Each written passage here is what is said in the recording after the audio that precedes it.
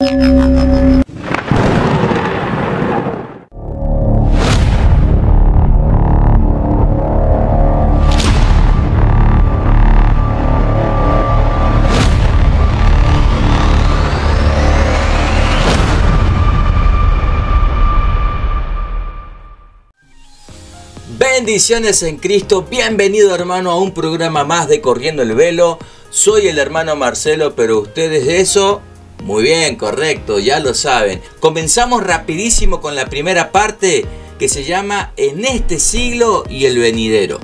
Vamos a empezar leyendo un versículo bíblico y nos vamos a ubicar en Gálatas, en la epístola a los Gálatas, capítulo 1, versículo 4, y lee de la siguiente manera: el cual se dio a sí mismo por nuestros pecados para librarnos del presente siglo malo. Esta palabra siglo es la palabra en el original griego aion,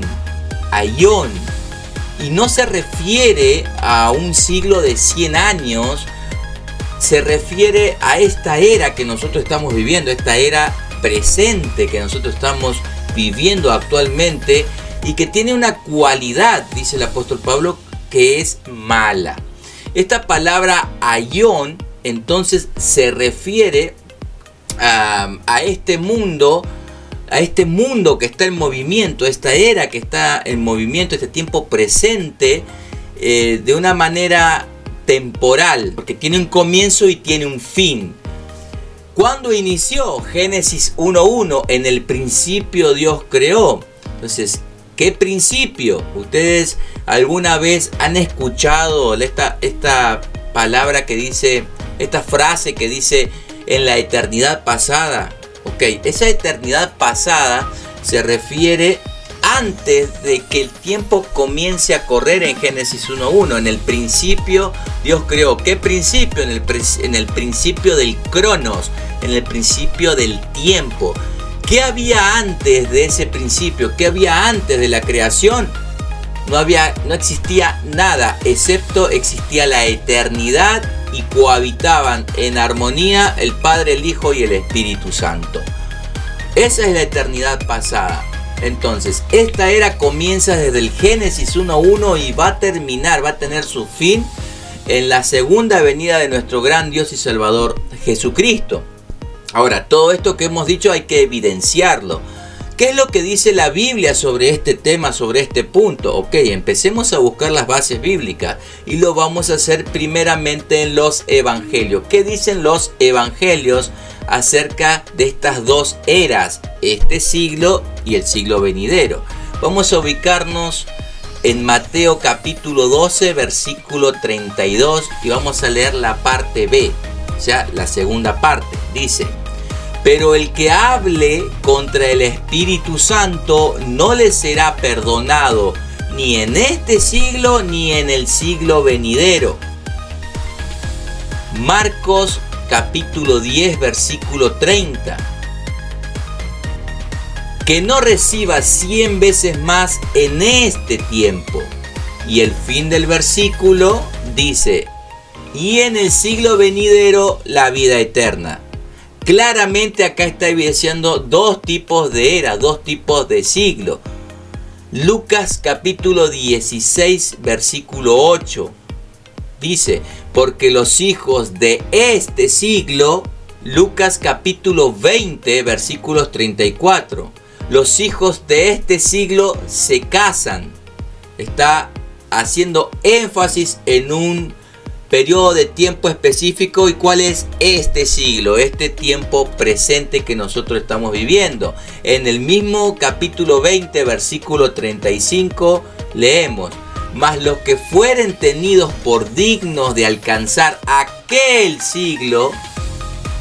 Y si queda alguna duda de que está hablando de la era eterna, ¿de acuerdo? Dice el final del texto, dice: y la resurrección de entre los muertos. Entonces, esta es la evidencia que encontramos en los evangelios. ¿Hay más evidencia? Por supuesto. Vamos a buscar más evidencias en las cartas paulinas. Comenzamos con Romanos capítulo 12, versículo 2. Dice, no os conforméis a este siglo. Primera de Corintios capítulo 1 versículo 20. ¿Dónde está el disputador de este siglo? Primera de Corintios capítulo 2 versículo 6b. No de este siglo, ni de los principales de este siglo que perecen. Seguimos en Primera de Corintios, seguimos en el capítulo 2, vamos al versículo 8a, la primera parte. La que ninguno de los príncipes de este siglo conoció. Seguimos en Primera de Corintios, vamos a un capítulo más, al capítulo 3, vamos al versículo 18, parte A, la primera parte. Dice, nadie os engañe a sí mismo, si alguno entre vosotros se cree sabio en este siglo. Vamos a la segunda carta a los Corintios, capítulo 4, versículo 4a. En los cuales el Dios de este siglo cegó el entendimiento de los incrédulos. Vamos a la carta o a la epístola de los Gálatas, capítulo 1, versículo 4a. El cual se dio a sí mismo por nuestros pecados para librarnos de este presente siglo. Es el versículo que hemos leído al comienzo de este programa. Vamos a la epístola a los Efesios, capítulo 1, versículo 21, parte B. Y sobre todo nombre que se nombra no solo en este siglo, sino también en el venidero. Creo que esto es uno de los versos que más aclara estas dos eras que la Biblia nos está dando a conocer. Primera de Timoteo, capítulo 6, versículo 17, parte A. A los ricos de este siglo manda que no sean altivos de este siglo. Versículo 19, estábamos en el versículo 17, avanzamos 2 versículos más. Versículo 19, atesorando para sí buen fundamento para lo porvenir, que echen mano de la vida eterna. Vamos a la carta de Tito, capítulo 2, versículo 12, enseñándonos que renunciando a la impiedad y a los dioses mundanos vivamos en este siglo sobria, justa y piadosamente. Hebreos capítulo 6 versículo 5. Asimismo gustaron de la buena palabra de Dios y los poderes del siglo venidero. Hermano, hemos ido aproximadamente por 17 versos de las Escrituras de diferentes libros y diferentes autores. Por lo tanto, podemos ir cerrando alguna idea, podemos ir concluyendo, aterrizando en alguna idea concreta. Entonces yo anoté 4 puntos. Punto número 1. Este siglo y el siglo venidero juntos, el siglo presente y el siglo venidero juntos, abarca todo el tiempo existente, incluyendo el estado eterno. No hay más tiempo de lo que la Biblia nos está evidenciando.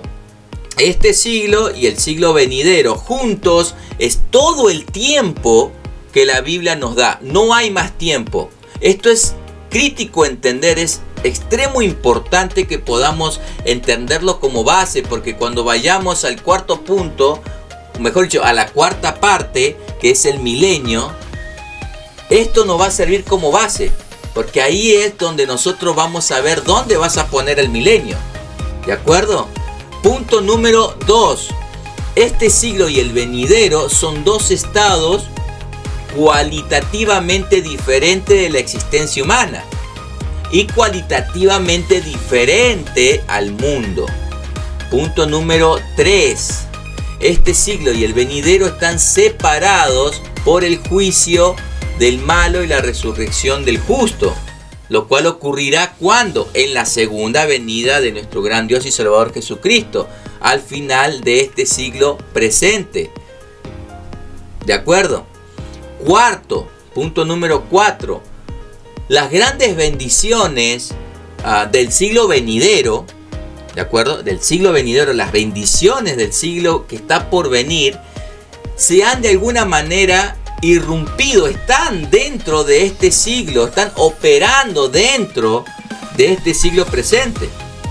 ¿De acuerdo? Lo voy a explicar un poquito más. Vemos la línea cronológica de tiempo, vemos este siglo, vemos el siglo venidero, y lo que divide estas dos eras, este presente siglo y el siglo venidero, lo que divide estas dos eras es la venida de nuestro Señor Jesucristo, que es el juicio de Dios, que es la separación de los buenos y de los malos. O sea, es la resurrección general. Hasta ahí estamos de acuerdo, ya nos estamos ubicando un poquito en la estructura general de la escatología. ¿Qué es lo que hasta aquí hemos aprendido? ¿Qué es lo que hemos aprendido? ¿Qué es lo que dice la Escritura?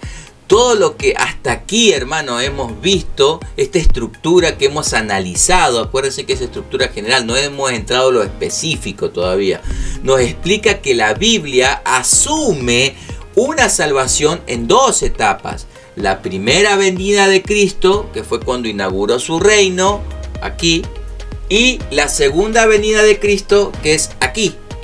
¿De acuerdo? Entonces, la palabra de Dios nos habla de la salvación como algo que ya tenemos y como algo que tendremos. ¿Cómo es esto? Bueno, tendremos que hacernos la siguiente pregunta. ¿Somos salvos? Y obviamente que sí, somos salvos. ¿Seremos salvos? Sí, somos salvos y seremos salvos. ¿Cómo reconciliamos esto? Nosotros en este siglo presente ya hemos sido rescatados de vuestra vana manera de vivir. Nosotros ya hemos sido rescatados del poder del pecado, mas no de la presencia del pecado. Nosotros ya hemos sido salvados de la condenación eterna. Pero, como dice el apóstol Juan en su primera epístola, en el capítulo 3, versículo 2, dice: ahora somos hijos de Dios y aún no se ha manifestado lo que hemos de ser. Por eso es que yo les decía, ¿somos salvos? Sí. ¿Seremos salvos? Sí. Somos salvos ahora. Pero cuando venga la segunda venida de Jesucristo y entremos al siglo venidero, se va a manifestar lo que nosotros realmente somos. Y lo conoceremos a Él tal como Él es. Gloria, aleluya, por ese día. Entonces, en este primer punto, en esta primera parte, esta estructura nos explica el por qué la Biblia asume una salvación en dos etapas. ¿Por qué? Porque la primera etapa es de siembra y la segunda etapa es de siega.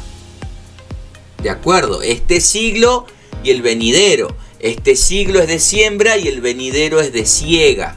Se va a cegar.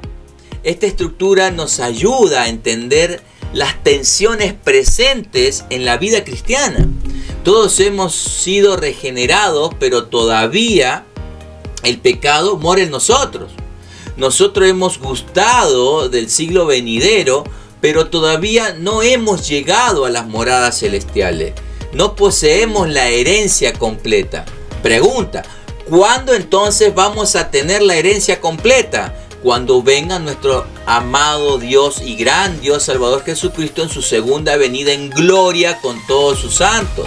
Es por eso que el apóstol Pablo dice en la carta a los Romanos capítulo 8 versículo 18 que las aflicciones del tiempo presente no son comparables con la gloria venidera que en nosotros ha de manifestarse. La estructura general que estamos viendo aquí nos enseña el presente y el futuro de la iglesia. La iglesia de Cristo ¿tiene luchas? Sí tiene lucha. Tenemos diferencia, es cierto, nos peleamos. Hermanos que caen en pecado, es cierto, pero hermano, tenga muy en cuenta que esta es la iglesia que Cristo está santificando y que va a ser una novia gloriosa. Hasta aquí este programa, hermano. Espero que le pongas pausa, lo analices, lo estudies para que podamos entrar a la segunda parte ya bien entendido. Necesitamos una buena base para que nosotros podamos llegar al cuarto punto, que es el milenio, y entenderlo bíblicamente. Estudiarlo bíblicamente en su contexto. Que el Señor te bendiga, que el Señor les guarde, haga resplandecer su rostro sobre cada uno de ustedes. Suscríbanse. ¡Chao!